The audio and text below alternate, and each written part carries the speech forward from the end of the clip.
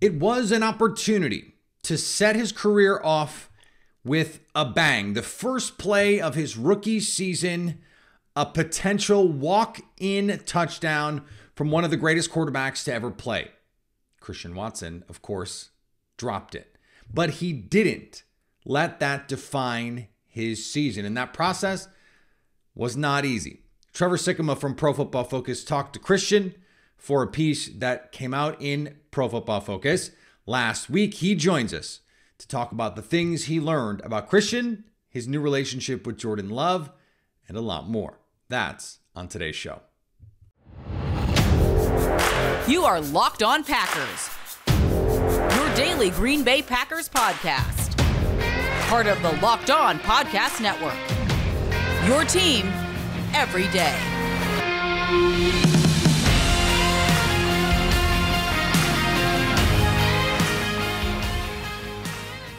You are Locked On Packers, part of the Locked On Podcast Network, your team every day. I'm Peter Bukowski, and I cover the Packers for The Leap, a newsletter I would love for you to subscribe to. Follow me on Twitter, Peter_Bukowski. Follow the podcast on Twitter, Locked On Packers. Like us on Facebook.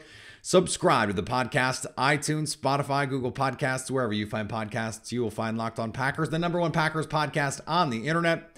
And the show for fans who know what happened, they want to know why and how. Thanks to everyone who makes Locked On Packers their first listen every day. We hope you like starting your day with us as much as we like starting our day with you. Today on the show, Trevor Sikemma from Pro Football Focus, formerly of Locked On NFL Draft, joins me to talk about a profile he wrote on Christian Watson. That is coming up right now. Joining me now from Pro Football Focus, formerly of the Locked On Podcast Network, Trevor Sikemma. And Trevor, you did a piece on Christian Watson that was really cool because he did not shy away from the drop that could have totally scuttled his rookie season, that could have defined his rookie season. And as you wrote about, he did not let that happen. He had a great support system in Green Bay. Let's back up and get to like the reportage of this. What made you want to write about Christian Watson? Yeah, I mean, Christian has always been somebody who has been very fascinating to me because, you have his, anytime I get a player who comes from NDSU, an incredible program, I'll give it being a lower level of competition, right, jumping to the NFL, it's just so fascinating, right? I mean, like whether it's Trey Lance or Christian Watson or like whoever it's been over the years, Cody Mock as well within this past draft class. It's like, what do you do with these players? They're dominating at this level of competition. They're winning multiple national championships. They're playing so well, but it's so different than the NFL level. So Watson, at a baseline, coming from NDSU, had my attention. Then I got to see him up close and personal in Mobile at the Senior Bowl, and he absolutely dominated, especially at the end of the week. I remember standing in the end zones for that final day of practice in Mobile and watching Christian Watson win every single one-on-one that he had. And I'm just like, okay, man, like I get it. This guy struggled with drops sometimes when he was at NDSU, sometimes the concentration deep down the field. Like it's going to get better at the NFL level. But man, I loved what he was bringing to the pro level and how that was going to hopefully blossom into a fantastic player. So, you go through a little bit of the injuries, right? He has a surgery, doesn't get a lot of time during training camp, comes in though because of injuries around the rest of the depth chart. It's like, hey, you're going to start, or you were at least going to contribute in this first game, this week 1 game, but it ended up him being out there snap 1, getting the start, and they dial it up for him. And, getting to talk with Christian Watson about that play and about that situation. He talks about how the coaches talked about him during the week and said, hey, we think this play is going to be perfect, especially to open up the game. So we're probably going to go to you. This is probably going to be the first play. And so then, you have that play and it should have been a touchdown and it was a drop. And then he had more injuries and then he kind of comes back and he's still strong at the end of the season, finishes the season on a really great high note. And now with so many different other players out of the Packers depth chart, that older regime now out there turning the page, he seems to be wide receiver 1 on this team, or at least has all of the opportunity in front of him to claim that wide receiver role for this team. And so all of that really kind of from start to finish, going back to college to now, made him somebody that I really just wanted to get to talk to, because there's like parts of that journey individually that would have made for an interesting interview subject. He had so many different ones: the NDSU jump, the Senior Bowl jump, the injuries, the slow start, the fantastic finish, the moment of obviously him dropping the touchdown, like all of that. I just wanted to pick his brain on, and I'm glad I did, because his perspective on it was fantastic, and it was one of my favorite interviews that I've done this year. Now, I wanted to ask you about that because, you know, when you watch these guys, we sort of project onto them, right, what their personalities are when we don't know them, especially as rookies. Like, had you heard Chris Olave say 7 words before he got to the NFL? Like, maybe not. And eventually we will, because it looks like he's going to be a star player. Christian Watson has that same sort of profile. We could be talking about Christian Watson for a long time. So what did you think of just talking to the guy? Genuine is the word that kind of came to mind. He's obviously, like, he's a young adult, you know, trying to figure out life as he is not only becoming a professional football player, but also everything else in his life. You know, like, for example, he answered the Zoom when we were talking on Zoom, and he's got this full like streaming setup to like do video games and be this like personality in front of the camera and things like that. And that really came out when I was asking him questions, because the questions and the answers, especially that he gave to them, were very personal. And you mentioned he didn't shy away from what happened. You know, he wasn't going to necessarily dive into it a ton and harp on it a ton, but he knew that I was going to ask about it. And it's not like he heard that question. He was like, you know, like, that's all in the past. You know, I don't want to talk about it. He understands kind of what that moment meant for him, those early struggles, and how he made the most out of it, in his own words, kind of saying that, and got to be at a better place now at the end of his rookie season from where he started. And so just throughout that interview, no matter what questions I was asking him, whether it was personal stuff, whether it was stuff about the game, whether it was going through the injury struggles, or, you know, the early struggles of getting to produce with his team, and what this Packers team could be moving forward, all this stuff, it just, he attacked it with a genuine attitude, and you never felt like he was trying to put on a show, that he was, you know, tiptoeing around what the truth was. He was very open about it, and I think that's going to take him a long way in his career. It's going to make him somebody who, like you said, has the chance to be the face of the offense, and that's a really good start given how he answered a lot of these questions early on. Yeah, I got a chance to talk to him at Super Bowl, and first of all, you don't really, and you did yours over Zoom, so you didn't have quite the same experience in terms of like standing next to him, but you saw him in Mobile. Mm-hmm. He's huge. He is. You don't realize it until you see him in person. He is legit. I'm 6'3", and he like towered over me, legit 6'5", and big. He doesn't look quite as big in the NFL as he might probably did in Mobile, or he does just like when it's just me and him. But I had done a story for The Leap with his mom. And she said, I think that drop affected him more than he would admit. And I looked him in the eye and I said, I talked to your mom, and she said this. And you know what he didn't do? He didn't make a face. He didn't get sort of like rattled by the fact that like I'm bringing up his mom. Right. It's a really little moment, but like that kind of poise. Mm-hmm. I think that's the kind of like little thing that can translate. He had some drops this year. In addition to that, you know, like the Cowboys game, he dropped 2 in that Cowboys game, and then went on to have one of the great rookie games that we saw last year. Like, it seems like that kind of thing, to me at least, that stuff matters. Yeah, no, and it does, because there are so many players that come into this league that have the talent to be major difference makers that unfortunately don't do that because of early struggles. And I'm a big draft guy. I kind of started my coverage in this industry with the NFL draft. It's something that's been a huge passion of mine. I've been watching the draft since the early 2000s, since as early as I can remember. And that part just fascinates me. Shout out Locked On NFL Draft. Yes, shout out Locked On NFL Draft, indeed. And that part has just always fascinated me. Going from college to the pros, you know, it being almost like a different player, like, sure, trying to build off of what you were in college, but also realizing it's a new beginning. You have to be a new player, a new person when you go to the pros. That's what the NFL demands of you. And it's a guarantee that you are going to struggle, but the ones that make it versus the ones that don't, it is so few that you just go, yeah, they didn't really have the talent to make it. It really comes down to how they were able to adapt learn and overcome those early struggles? Can they still have that kind of confidence? Can they find themselves again? Can they be even better than they were when they first struggled coming into the league? That is the differentiating factor. And for Christian Watson to have a moment where it is play number one, you have a Hall of Famer who throwing you the ball, who, let's be honest here, he was probably like, I can't F this up for Aaron. You know, like, I cannot mess this up for Aaron. I have a Hall of Fame quarterback. I was drafted to a perfect situation. One of the elite quarterbacks in the game, coming off back-to-back MVPs, is my quarterback. Play number one of my rookie career. I burn Patrick Peterson. I get behind him. Aaron sees me. He throws me the ball. He's got that confidence in me, and the ball just goes straight through his hands.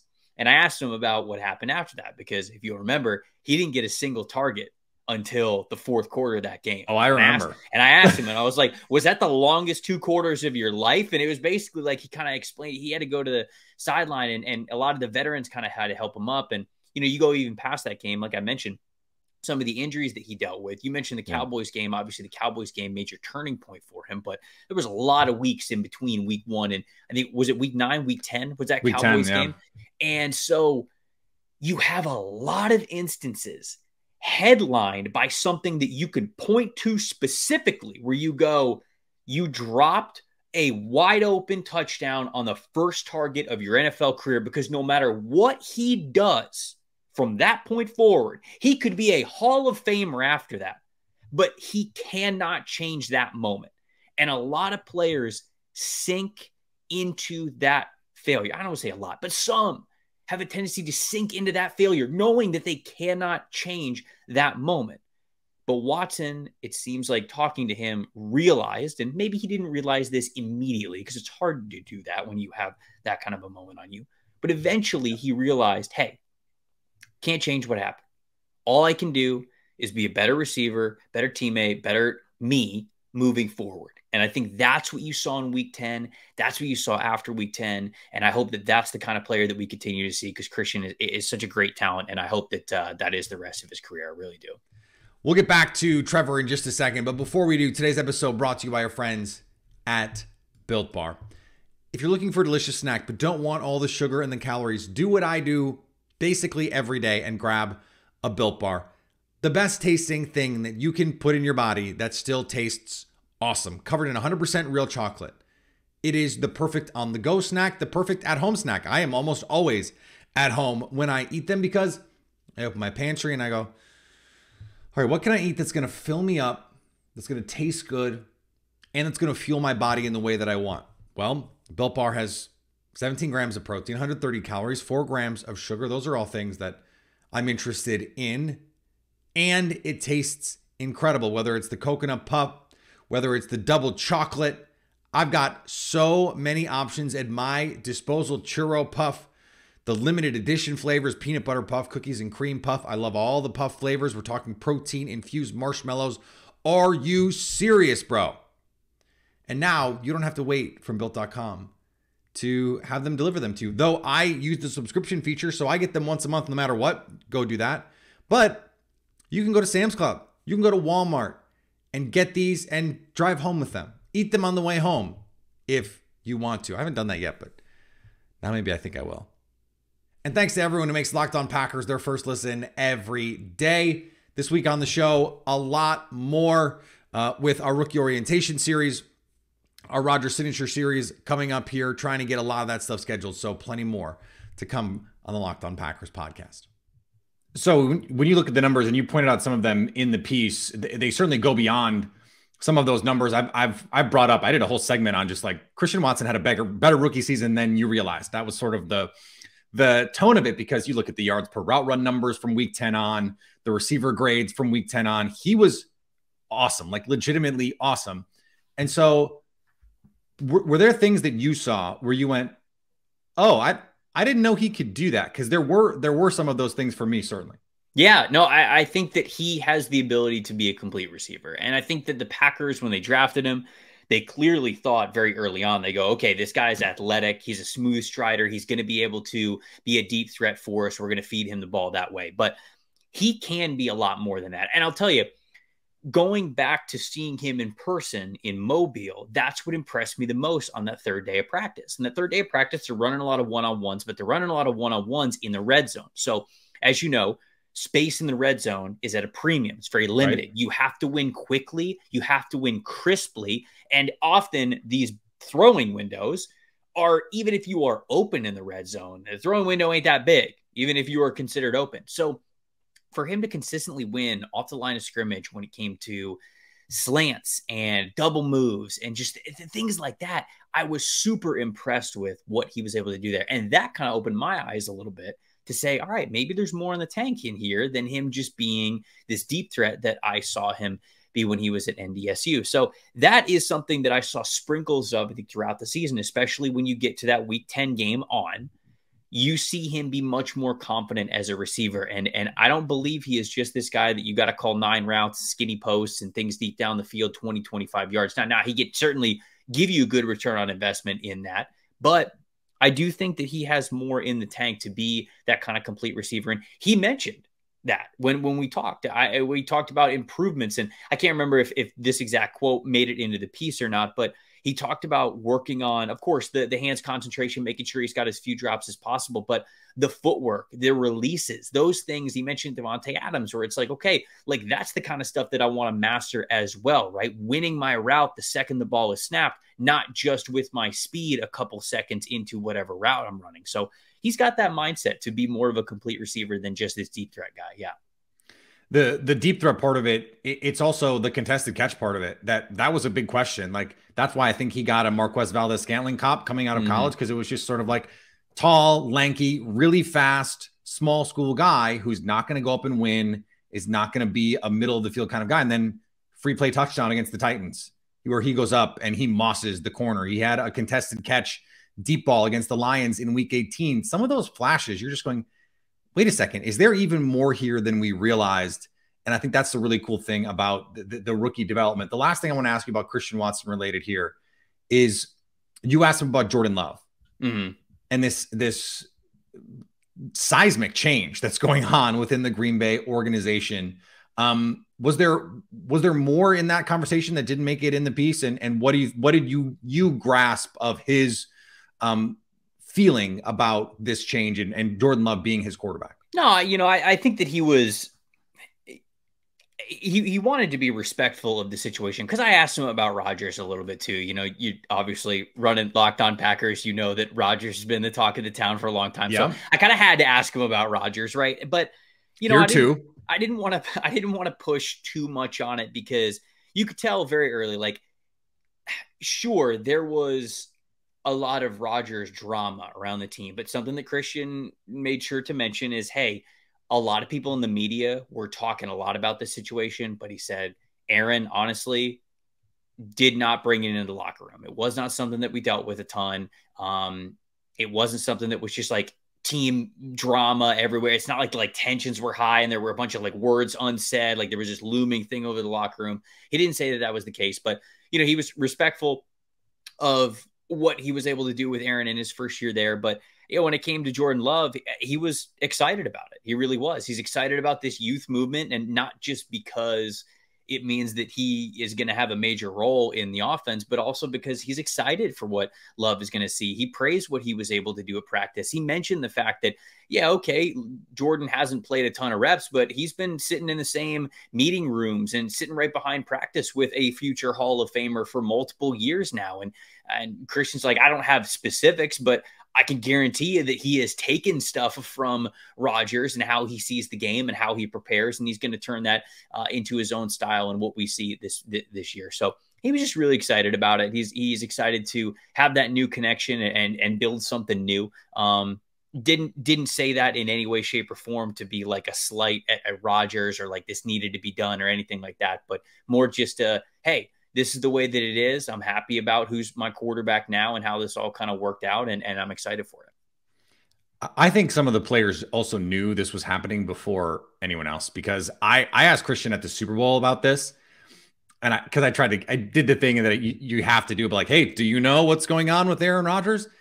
And he gave the diplomatic answer, but then talked about his quarterbacks, and the first quarterback he mentioned was Jordan Love, and I was just sort of like, I'm just going to file that one away and see if maybe that comes back out. And then sure enough, Jordan Love is going to be the quarterback here. What was your take on Jordan Love pre-draft? What grade did I give him? I think he was a second round grade for me. I was surprised that he was picked in the first round just because I didn't think that his last year at Utah State was as strong as it needed to be a back end of the first round quarterback. But when you throw in the extra fifth year option, right, which we know has just a ton of value in and of itself, like, okay, that makes sense that teams want to go up and get that in a quarterback. And even if it's a little bit of an overdraft, if you think a guy is like a fringe first round, second round talent, just pick him at the back end of the first round and just get the extra contract out of it. That flexibility, especially for what you need to pay these guys, makes so much sense. But honestly, I really don't have a big take on Jordan Love. I know that doesn't make for a good podcasting, but we just have not seen enough from him. And the little snippets, especially recently that we've seen, I am certainly like, hey, let's give this guy a shot, right? It feels like we regurgitate so many quarterbacks in the NFL that we know probably aren't going to be franchise saviors. And so I like the fact that he's getting a shot. I like that it's not like too late in his career, right? Not Rodgers, okay, sticking around too long, and then he gets into a situation where he's got to hit free agency and he doesn't really have an opportunity to win a quarterback battle because he's not trusted as much. So that all could have been his path. And instead, we really do get to see him orchestrate the offense in whatever way he finds best, because you know that the team's going to build this passing attack around his strengths. And so I think that he's a totally different – he's got to be a totally different quarterback from the one that we saw the last time he was a full-time starter at Utah State. So it's hard to even take what we saw from him in college and say, yeah, we'll see that in the league. It's just been so many years, it's been so many reps, and even from the little bit that we've seen of him so far, I feel like he is a more elevated quarterback. So just excited to see it with more volume now. All right, we'll finish up with our conversation with Trevor in just a second. Before we do, thanks to everyone who makes Locked On Packers their first listen every day. We hope you like starting your day with us as much as we like starting our day with you. Coming up tomorrow, we talk about Jordan Love and the need to stay aggressive and, in fact, meet and exceed the aggressiveness shown with Aaron Rodgers. This was something I wrote about today for The Leap, a newsletter I would love for you to subscribe to, and we're going to talk about it in more depth on tomorrow's Locked On Packers. All right, back to Trevor. I imagine you have some of the clips of Baker Mayfield from Buccaneers OTAs in your mind when you're thinking about some of the QB regurgitation things in a number of different ways when it comes to regurgitation. I don't mean that as a shot. That's just the reality of what those clips look like. You wrote, and this we'll close on this. You wrote about reasons teams would or would not make the playoffs. You had the Packers out. By the way, our friends at FanDuel agree. And most of the betting public agrees that the Packers are not going to make the playoffs. Paint me the roadmap. I'm going to flip this around. Paint me the roadmap for them making the playoffs. First and foremost, I think the offensive line's got to stay completely healthy. Like whoever that is, David Bakhtiari, like got to be obviously like wants to be there fully healthy. Like the offensive line, I think has the right pieces there. Just a lot of them have been hurt. A lot of them moving around a little bit, finding the right starting five, those guys being healthy. That's of course where it starts. Love the way that they have been able to utilize the backfield over the last couple of years. You know, AJ Dillon's one of the highest graded backs that we have at PFF over the last couple of years. And that's because they've streamlined what he does really well. They go, okay, this is where AJ Dillon's going to win for us. We're going to put him in these situations. And guess what? He does. And it's so funny that it's like, I think that people get on, well, people get on PFF grades for a lot of stuff, but people get on PFF grades because they'll see that AJ Dillon, I think over the last 2 years might be the third highest graded back that we have in our system. And they'll go, oh, it's like Jonathan Taylor, AJ Nick Dillon. Chubb. I think it's like, I think it's Nick Chubb, and then it might be AJ Dillon. And people would just be like, oh, look at PFF at it again, like AJ Dillon. And it's like, no. We are praising the epitome of what a running back by committee should be, right? If you have a secondary back, put them in the right situations. And so I think that they've done a great job with AJ Dillon, and Aaron Jones has been one of the most underrated backs in the league over the last couple of years. And so they've got a stable backfield to hand the ball off and utilize, because they can use Jones as a receiver as well. The way that they really take that next step and become what I think is going to be a wild card team, or what I think would be a wild card team if they're going to make the playoffs, is this young offense has to figure it out really quickly. And I know that's a duh, but Romeo Doubs has kind of shown that he can be leaned upon. Christian Watson, we know, finished the year really strong. Yep. The X factor part of this offense to be playoff caliber is the young tight ends that they drafted, Tucker Kraft and Luke Musgrave. They have to pan out. Like this team has to be able to utilize multi-tight end sets, 12 personnel stuff. Sometimes it could be 11 personnel with maybe one of these tight ends playing in the slot, whatever it is. You've got to be able to lean on these guys, and they have to give you a high return on investment. Because when I look around the rest of the roster, this is a super young offense. And that's ultimately why I don't think they make the playoffs, because it's Christian Watson and Romeo Doubs. I mean, they look like the veterans of the group, and they're second-year players, right? It's they are the veterans, Reed, it's Tucker Kraft, it's Luke Musgrave, it's Jordan Love in his first year as a starter. So they just have a lot of figuring out to do.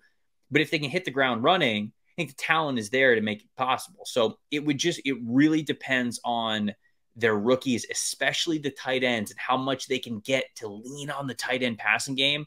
That's going to hold the key to whether or not I think that they would end up being a playoff caliber team. Trevor, that was awesome, man. I appreciate all the time.